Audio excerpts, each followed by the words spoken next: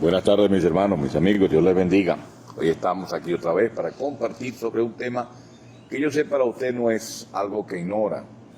De hecho, estamos finalizando la Semana Mayor, como se conoce, Semana Santa, tiempo en el cual la gente hace distintas actividades, programa muchas cosas, pero no incluye en su programación, ni en lo más mínimo, en su gran mayoría, lo que tiene que ver con la acción especial de este tiempo. Lo que se conoce como aquella semana en la cual Jesús pasa por un proceso ya ampliamente conocido por todos nosotros. Hemos sabido lo que es la crucifixión, todo esto, la muerte y resurrección, que ese es el tema, la resurrección del Señor. Hoy se habla de esto, se habló de esto en muchos templos con distintas intenciones, algunos le darán un matiz político, otros le darán un matiz religioso, en fin, habrá cualquier cantidad de opiniones al respecto. La resurrección, ¿por qué la resurrección? ¿Qué es resucitar? Volver a la vida significaría la palabra como tal, ¿verdad? Son cosas que deberíamos nosotros analizarlas, así sea por muy simple, y darle el valor que tiene. Yo quiero darles una breve explicación, porque no nos podríamos extender tanto a través de este medio, acerca de estas cosas. Volver a la vida. Jesús ya sabía cuál era el cronograma del programa, el propósito de Dios con su vida. Tenía que morir como quiera que sean las circunstancias, lo horrible y lo fuerte que fue cada una de estas cosas. Es más, hay películas que muestran esto dramatizado de una forma, pero lo que se llama muy trágica, y mucha gente llora aún viendo estos videos. Sin embargo, el Señor sabía que tenía que pasar por allí. Por eso en su oración allí en Getsemaní le dice a su Padre, si es posible, pasa de mí esta copa. La palabra de Dios señala que Jesús tuvo momentos en los cuales transpiraba gotas de sangre. Hay un término médico en esto, no recuerdo exactamente cuál es, que denota que tal cosa es posible. Me llama la atención que Jesús va a orar a Getsemaní y se lleva con él a sus discípulos en un momento en que estaba atravesando un momento de crisis, de angustia, ¿verdad? Estaba allí buscando como el apoyo de los que estaban al lado de él durante 3 años en los últimos tiempos. Aquello fue una situación que se los lleva con él, va a orar, y qué triste que no puede orar con ellos porque ellos están demasiado cansados, se quedan dormidos. Ya todo venía pasando, ya Judas había organizado su plan, había cobrado su dinero, las cosas se habían dado y se acercaba una gran turba allí donde el Señor estaba para realizar lo que sería el arresto de Jesús, para proceder a aquellos que Anás y Caifás habían estado programando. Se da ciertamente aquella situación, recibe el beso de parte de Judas que lo traiciona de esta forma y es entregado. Allí está. En medio de tantas cosas, se procede a hacer un juicio. Estoy simplificando los hechos. Se le prepara un juicio amañado de alguna forma, de un expediente de 3 años atrás, por hablar en términos jurídicos de ahora. Y entonces, como para darle un matiz de validez al asunto, se lo llevan a los romanos, lo presentan a Pilato, luego Pilato a Herodes. Al final Pilato se lava las manos y dice, bueno, señores, yo voy a simplificar esto. Aquí hay 2 personas, escojan ustedes al que quieren. Yo cumplo con ustedes y de ser de otra forma, las cosas salen de otras circunstancias. Le presentan a Barrabás. Barrabás era un completo delincuente, ya acusado con un expediente bien amplio. Yo creo que Pilato estaba convencido, dado el expediente de Jesús, que lo que ha hecho era alimentarlo, sanarlo, hablar de una palabra que solamente se enfrentaba con lo que los fariseos y saduceos en aquel momento enseñaban. Por eso ellos veían en Jesús un gran enemigo y prepararon todo esto para de una forma u otra quitárselo en medio. Satanás sabía que si Jesús moría, él podía declararse en aquel momento vencí. Lo logré derrotar. Este hombre que me ha causado tantos problemas, ya por fin lo logro quitar del camino en medio de todas las cosas. Bueno, Jesús es sentenciado, pasa por todo aquel proceso, muere en la cruz del Calvario y al parecer todo quedó hasta allí. Con mucha gente, cuando hemos ido a hacer un entierro, llegamos al cementerio, se coloca la urna en la fosa, se dicen lo que haya que decirse de acuerdo al credo que la persona tenga.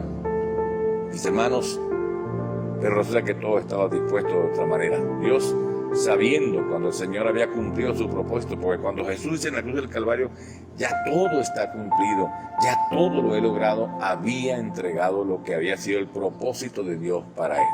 aún quedaba algo por cumplir. Los discípulos, aun cuando lo habían escuchado expresar por parte del Señor, no lo habían podido discernir y entender en estos términos. Para nosotros es una bendición hoy tener la palabra por escrito, saber que eso está allí y poderlo comprender. Hay una pregunta que pudiéramos hacernos al respecto. La resurrección es un engaño, es un evento que pudo ir en otra dirección. Me imagino que deben existir cualquier cantidad de escritos, opiniones que relacionan esto de una forma como un engaño, como un fraude. Porque la gente siempre ha querido desvirtuar la palabra de Dios. Y por eso lo presentan de esa manera.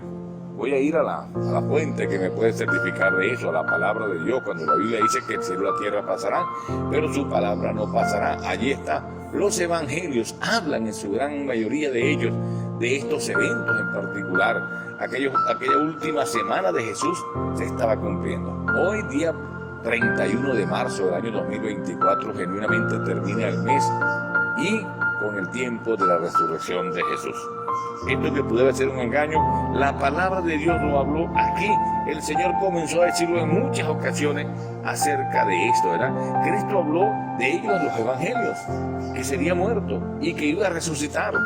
Expresiones que no lo podían entender, porque es bueno que usted sepa, para entender la palabra de Dios en la mayoría o siempre tienes que tener la ayuda, no de un diccionario, no de un comentario, no de opiniones, sino la ayuda del Espíritu Santo que te dará la manera de entenderlo. Por lo demás, allí tanto el Evangelio de San Lucas como Mateo, como todos ellos, hablan sobre lo que era la muerte y resurrección de Jesús. No lo dijo de una forma explícita, me van a matar en una cruz, voy a morir así, así, así. Sin embargo, una ocasión que lo expresa el mismo Pedro dice: Señor, mira, yo por ti iré hasta la muerte. Cuenta que eso no va a pasar, nosotros estaremos allí contigo. Y qué triste que Jesús muere prácticamente en una cruz allí. De sus discípulos se habían ido, solamente Juan estaba allí junto con la madre de Jesús. Hay un detalle que me llama poderosamente la atención en medio de todo esto, y es que hay alguien que va y pide el cuerpo de Jesús. Nadie se identifica con el perdedor, por lo general es así. Usted puede tener un amigo que tiene una gran influencia política, tiene una foto con él, pero si aquella persona cae en desgracia, tiene que huir, pero usted ya se hace como que no lo conoce. Jesús más o menos tuvo una experiencia parecida. Fue acusado de una forma en la cual todo el pueblo se rebela contra él, su rating, su simpatía cae. Nadie se identificaba con él. Sin embargo, hay un hombre, José de Arimatea, alguien que la Biblia no me dice en qué momento Jesús habló con él. Pero este hombre que gozaba de una posición social y política, económica bastante buena, le llega a Pilato y le dice: dame el cuerpo del maestro que lo voy a enterrar. Y la Biblia dice que en su posesión, donde él tenía espacio para enterrarlo, y allí lo hizo. Allí estaba el cuerpo de Jesús. Aquella tumba fue blindada, aquella tumba fue guardada, porque es precisamente, más o menos sospechando algo, tanto los Anás y Caifás como toda su gente dijeron: vamos a poner guardias allí porque esto puede ser que esta gente haga otra cosa y luego nos vengan con otro cuento. Ya de allí comenzaban las sospechas en medio de todo, ¿verdad? Entonces, mis hermanos, los evangelios nos relatan esto, ¿verdad? El mismo Jesús en el libro de Apocalipsis dice: yo soy el que vive, que estuvo muerto y vive. Lo expresa allí, lo presenta de una manera en la que a través de la palabra no lo podemos negar. Habrán ideas muy profundas, cualquiera que sea, que dirán que no fue así y lo presentarán de otra manera, pero no habría evangelio, no tendríamos veracidad ni certeza en lo que decimos de haber sido de esta manera. Quiero dejar, antes de continuar adelante, cuando Jesús está siendo juzgado en medio de todas las cosas, se cumple aquel evento cuando Pedro lo niega y el gallo canta. Algunos han sacado la idea de que el gallo no era como tal, el gallo era el animal que nos imaginábamos, el gallo era un animal impuro, no se conseguía en Jerusalén. El gallo consistía en una especie de sirena, alarma que sonaba cada cambio de las vigilias de la noche. Cuando eso se dio, Pedro negó a Jesús ya por tercera vez. Y aquel hombre, cudo dice eso, suena aquello en medio de todo, y Jesús lo está mirando, lo está oyendo. Pedro se da cuenta de lo que había caído, y la Biblia dice que salió de allí lo que se llama totalmente un hombre ya deprimido, angustiado, en derrota. Sale de allí. Y la palabra de Dios no me señala durante esos días donde estuvo, ni él ni los demás discípulos, sino que aquel hombre está deprimido, aquel hombre está allí derrotado. Pero continuemos, ¿verdad? Luego que Jesús nos habla de eso ya en Apocalipsis, ya podemos tener la fe y la certeza que señala para la fe cristiana de que nosotros contamos con un Dios cuya tumba no existe en la tierra. Podemos hablar de Mahoma, podemos hablar de Buda, podemos hablar de estos grandes pensadores que crearon ideologías, que crearon grupos religiosos que aún existen y que para el día de su muerte todos acuden a su tumba a llevar flores, a hacer remembranza de lo que es la opinión de aquella persona. Pero de Jesús jamás vamos a encontrar. En algunas iglesias, muchas iglesias, sobre la iglesia católica, se consiguen una imagen, una figura de Jesús en la cruz del Calvario, porque pareciera que Jesús no se bajó de allí. Jesús fue bajado de allí, fue enterrado, pero Él resucitó. No está en esa cruz. Él vive y vive para siempre. Mire, hermano, nuestra fe, parte de lo que estamos diciendo ahora, se fundamenta en la palabra, lo que la Biblia nos señala. Pedro en el libro de Hechos lo expresaba en gran parte de sus momentos que vivió allí cuando se consigue con el cojo, cuando más adelante es confrontado por aquella gente en aquel concilio y le reclama que por qué sigue hablando de eso, que los acusa a ellos de haber matado al Señor. Pedro en aquel momento hablaba de que Jesús resucitó. El mismo Pablo le dice a la gente, miren, yo fui testigo, a mí se me apareció en el camino a Damasco, yo puedo dar certeza de lo que les estoy diciendo, ¿verdad? El libro de 1 Corintios, él vio a Cristo explícitamente y lo señaló que estaba profetizado. Sí, ya el Antiguo Testamento había venido señalando aquel hecho que se presenta. No había manera de entenderlos para muchos, porque ni aún hoy el pueblo hebreo admite a Jesucristo como el Mesías prometido. Todavía ellos siguen esperando un Mesías. Mis hermanos, la palabra de Dios es muy clara en estas cosas, ¿verdad? Y Pablo es bien enfático cuando dice que si Jesús no hubiese resucitado, nuestra fe sería inútil, falso, seríamos testigos falsos. Y hay otras opiniones más al respecto que me gustaría que tomáramos en cuenta en esto. Qué triste señalar que quien levantó la fe cristiana, una ideología totalmente distinta que hasta la fecha se mantiene, hubiese muerto y estuviéramos engañando a la humanidad. Se han presentado con, mira, aquí está la tumba de Cristo, aquí está esto, aquí está aquello, existe un sudario, tantas cosas, pero la Biblia dice que Él resucitó y ahí nos fundamentamos nosotros. Los judaizantes mayormente son aquellos que ya no aceptan la figura de Jesucristo como tal, ¿verdad? Hablan de Abraham como el fundador de ellos, hablan de Moisés, pero estos murieron, años atrás murieron. Incluso del mismo Moisés no se consigue la tumba, porque la Biblia dice que fue señalado, fue levantado por Dios en medio de todas las cosas. Los budistas también señalan que estas cosas pueden ser de esta manera, pero no hay registro de que ninguno de ellos haya resucitado. Solamente el Señor. El islamismo a través de Mahoma tampoco resucitó, solo por citar algunos casos de lo que conocemos a nivel mundial. Mis hermanos, la resurrección de Jesús es la primicia de los que habremos de resucitar una vez que Cristo venga por su iglesia. Pablo le dice, ¿dónde está, oh muerte, tu aguijón? ¿Dónde, oh sepulcro, tu victoria? Y comienza a señalar lo que la palabra de Dios nos enseña, ¿verdad?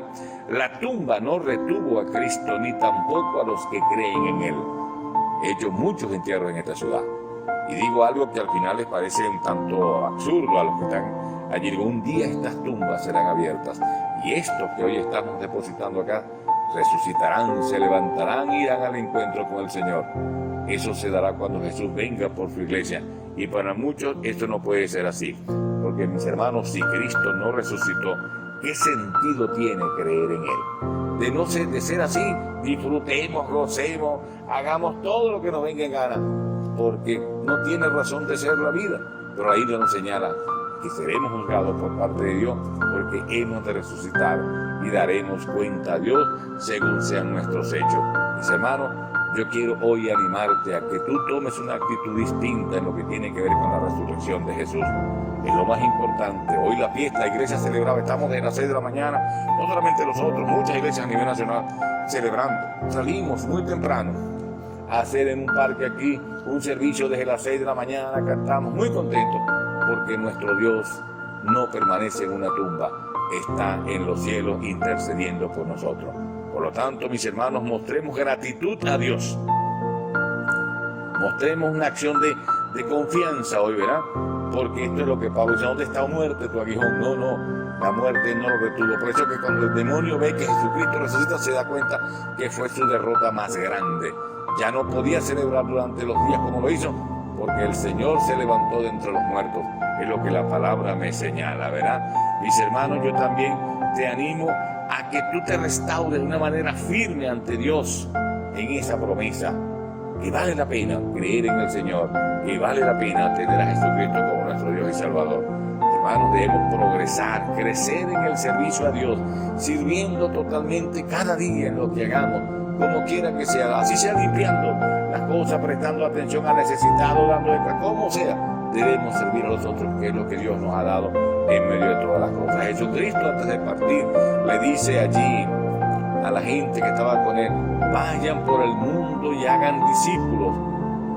Hagamos discípulos de aquello en nuestra comunidad, donde nos encontremos, donde vayamos, no solamente dentro de una iglesia. Hagamos lo que Dios nos ha dicho que podamos expresar.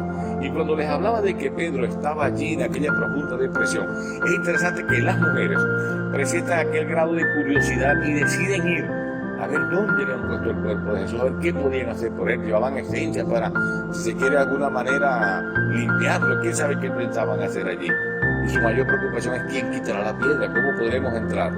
La Biblia señala que cuando llegan, el Evangelio lo señalan así, se consiguen que la puerta, la piedra está quitada. Pensaron, alguien se lo llevó, algo hicieron, tenían todas las ideas con relación a eso. A lo mejor lo llevaron para otro lado. Y le dice el ángel: porque busquen entre los muertos al que vive. Y comienzan a darle aquel relato, y ella te habla de María como una situación preguntando cuando ve al hortelano, pareciera que ¿dónde lo pusiste? ¿Dónde está? ¿Por qué buscas entre los muertos al que vive y vive para siempre? Y me llama la atención la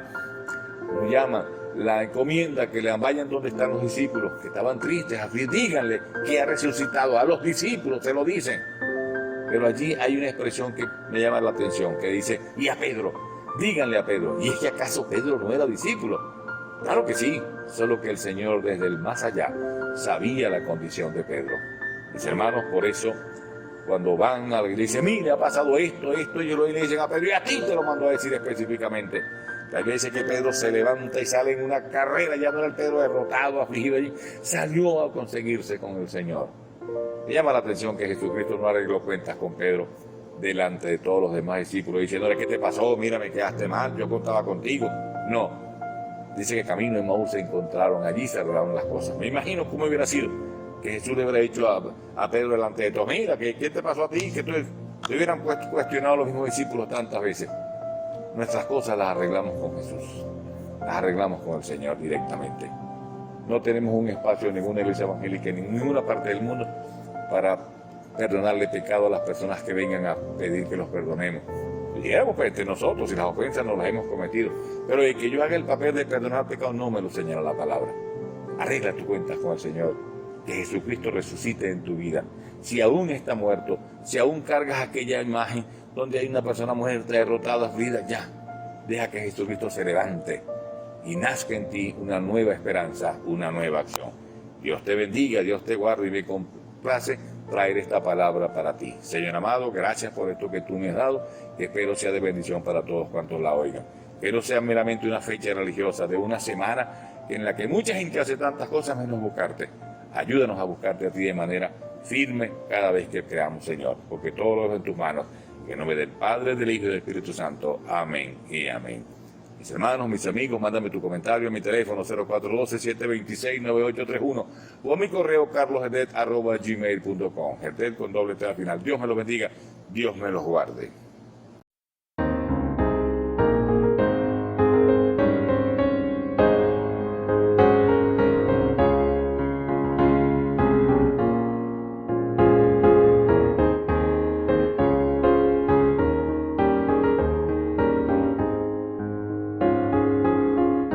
Dios nos envió a su Hijo Cristo, Él es salud, paz y perdón, vivió y murió por mi pecado, vacía está la tumba porque Él triunfó.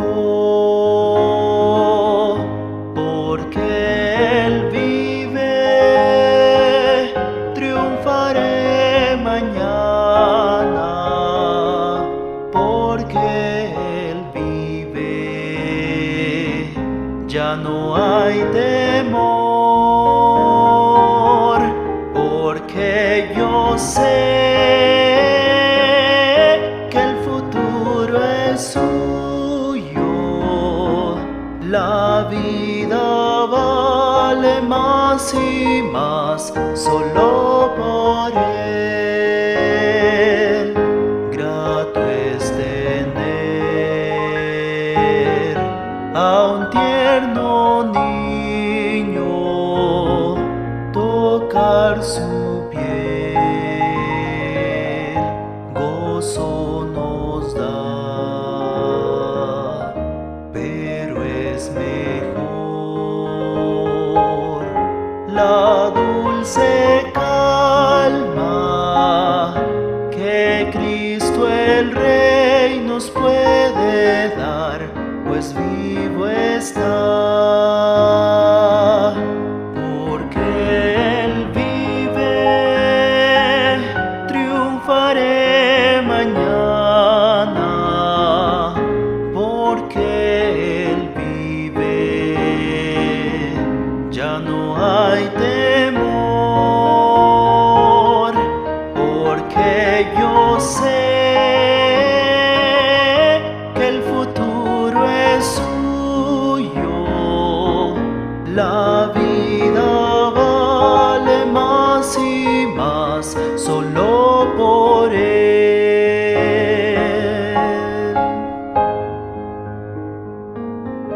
Yo sé que un día el río cruzaré con el dolor, batallaré, y al ver la vida